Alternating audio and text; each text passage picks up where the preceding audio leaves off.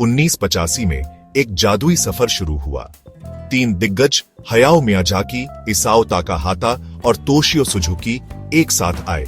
उन्होंने studio Ghibli बनाया, एक जापानीज एनिमेशन फिल्म स्टूडियो। उनका मकसद सिंपल था, दिल को छूने वाली एनिमेटेड फिल्म्स बनाना। उन्हें क्या पता था, उनकी क्रिएशंस पूरी दुनिया के दिलों पर राज करेंगी। घिबली की फिल्में अलग थीं। वो सिर्फ बच्चों के लिए कार्टून्स नहीं थी, वो कॉम्प्लेक्स थीम्स दिखाती थी। वो ह्यूमन इमोशंस को बड़ी सेंसिटिविटी से एक्सप्लोर करती थी। एनवायरमेंटलिज्म, पैसिफिज्म और बड़े होने की कहानियां, ये सब रिकरिंग थीम्स थे। ये यूनिक अप्रोच सभी उम्र के लोगों को पसंद आया। इसने घिबली को ग्लोबली रिकॉग्नाइज्ड बनाया। फाउंडर्स हैंड ड्रॉन एनिमेशन की पावर में बिलीव करते थे।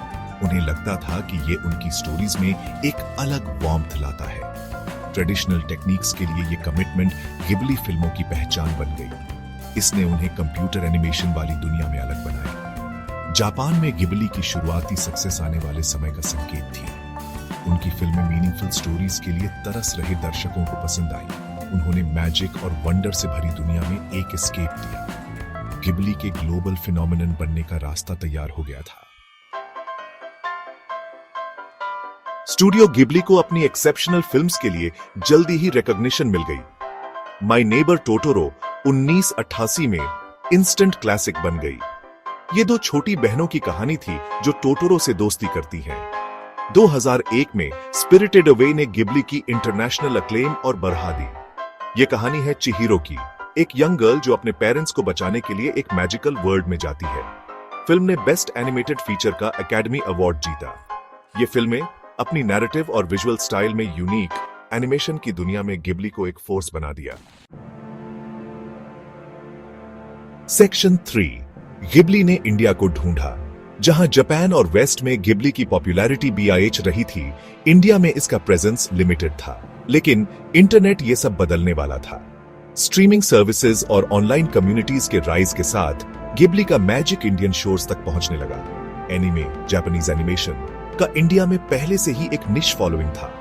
ज्यादा एनीमे के लिए तरस रहे फैंस ऑनलाइन घिबली की फिल्म्स पर आ गए। वर्ड ऑफ माउथ जंगल में आग की तरह फैल गया। लोगों ने टोटोरो के लिए अपने प्यार, स्पिरिटेड अवे के मैजिक और प्रिंसेस मोनोनोके की एपिक बैटल्स को शेयर किया। स्ट्रीमिंग प्लेटफॉर्म्स ने इस ग्रोइंग इंटरेस्ट को पहचाना। उन्होंने घिबली फिल्म्स को अपने लाइब्रेरीज में डालना शुरू कर दिया। इससे घिबली के काम एक वाइडर इंडियन ऑडियंस तक एक्सेसिबल हो गए। घिबली के स्टोरी टेलिंग की ब्यूटी ने लैंग्वेज बैरियर्स को पार कर लिया। ये अलग अलग कल्चर्स के व्यूअर्स के साथ रेजोनेट किया। इंटरनेट एक ब्रिज बन गया। इसने इंडियन ऑडियंसेस को स्टूडियो घिबली की इंचैंटिंग वर्ल्ड से कनेक्ट किया। जो एक विस्पर से शुरू हुआ था, वो अप्रिशिएशन के कोरस में बदल गया। ये इंडिया में घिबली के मैजिकल जर्नी की शुरुआत थी। सेक्शन 4, एक जैसा दिल कल्चरल कनेक्शन। एक जैसा दिल कल्चरल कनेक्शंस। घिबली की फिल्म्स इंडियन ऑडियंसेस के साथ डीपली रेजोनेट करती थीं। फैमिली की इंपॉर्टेंस, एल्डर्स के लिए रिस्पेक्ट और स्टोरी टेलिंग की पावर, ये वैल्यूज दोनों कल्चर्स शेयर करते हैं।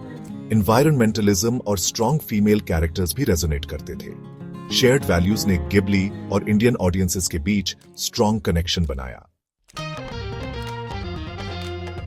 सेक्शन 5, स्क्रीन से स्ट्रीट्स तक। घिबली की बढ़ती मौजूदगी। स्क्रीन से स्ट्रीट्स तक घिबली की बढ़ती मौजूदगी। इंडिया में घिबली की पॉपुलैरिटी स्क्रीन से आगे बढ़ गई है। ये पॉपुलर कल्चर में छा गई है, जो मर्चेंडाइज की इंक्रीजिंग अवेलेबिलिटी में दिखता है। Totoro plushies, spirited away T-shirts और house moving castle posters coveted items बन गए हैं। इंडिपेंडेंट सिनेमास और कल्चरल सेंटर्स ने घिबली फिल्म्स स्क्रीन करना शुरू कर दिया है। ये स्क्रीनिंग्स अक्सर एंथुसियास्टिक फैंस से पैक्ड होते हैं। ये मैजिक और वंडर का एक शेयर्ड एक्सपीरियंस क्रिएट करते हैं। थिएटर्स फैंस के लिए कनेक्ट करने और घिबली के लिए अपने प्यार को सेलिब्रेट करने की जगह बन जाते हैं। एनिमेशन के फिल्म फेस्टिवल्स ने भी घिबली के इम्पैक्ट को रिकॉग्नाइज किया है। वो रेगुलरली घिबली फिल्म्स के रेट्रोस्पेक्टिव्स और स्पेशल स्क्रीनिंग्स फीचर करते हैं। ये फेस्टिवल्स घिबली के कामों को नए यंग ऑडियंसेस से इंट्रोड्यूस कराने के लिए इंपॉर्टेंट प्लेटफॉर्म्स बन गए हैं। कैफेज और रेस्टोरेंट्स ने भी घिबली फेनोमेनन को अपना लिया है। कुछ ने घिबली थीम्ड डेकोर और मेन्यूज इनकॉर्पोरेट किए हैं, जिससे एवरीडे लाइफ में घिबली की प्रेजेंस और BIH गई है। ये गिबली के वाइड स्प्रेड अपील को दिखाता है, जो सिर्फ एनिमेशन एंथुसियास्ट से आगे पहुंच गया है। Section 6 the boy and the heron, एक नया चैप्टर 2023 में the boy and the heron, Hayao Miyazaki की लेटेस्ट फिल्म का रिलीज इंडिया में गिबली के लिए एक और सिग्निफिकेंट माइलस्टोन था। रिलीज से पहले सीक्रेसी में छुपी इस फिल्म ने इंडियन फैंस में बहुत एंटिसिपेशन जनरेट की। फिल्म का रिलीज एक्साइटमेंट के साथ हुआ, सोशल मीडिया डिस्कशंस और रिव्यूज से बज कर रहा था। फैंस मियाजाकी की लेटेस्ट मास्टरपीस देखने के लिए थिएटर्स में उमड़ पड़े। फिल्म की सक्सेस ने इंडिया में गिबली की एंड्यूरिंग लेगेसी को अंडरलाइन किया। द बॉय एंड द हेरन ने प्रूव किया कि गिबली का मैजिक पहले जैसा ही पोटेंट है। इसने फैंस की एक न्यू जनरेशन को कैप्टिवेट किया। इसने कल्चर्स के बाउंड्रीज से आगे जाने वाली स्टोरीज बताने की स्टूडियो की एबिलिटी को भी रीइंफोर्स किया। इसकी सक्सेस ने इंडियन एनिमेशन फैंडम में गिबली की पोजीशन को और मजबूत कर दिया। सेक्शन 7 कल्पना में उकेरी गई विरासत, कल्पना में उकेरी गई विरासत इंडिया में स्टूडियो गिबली का जर्नी स्टोरी टेलिंग की पावर का प्रमाण है। अपनी हम्बल बिगिनिंग से गिबली ने दुनिया भर में लाखों लोगों का दिल जीता है। इंडिया में इसका जर्नी एक्स्ट्रॉर्डिनरी रहा है। गिबली की फिल्म्स मैजिक, रियलिज्म और प्रोफाउंड इमोशन का यूनिक ब्लेंड ऑफर करती हैं। वो व्यूअर्स को वंडर से भरी दुनिया में ले जाती हैं, साथ ही लाइफ की कॉम्प्लेक्सिटीज पर रिफ्लेक्ट भी करती हैं। ये यूनिक अप्रोच इंडियन ऑडियंसेस के साथ डीपली रेजोनेट किया है। इंटरनेट, स्ट्रीमिंग सर्विसेज और पैशनेट फैन कम्युनिटीज ने गिबली को इंडिया लाने में क्रूशियल रोल प्ले किया है।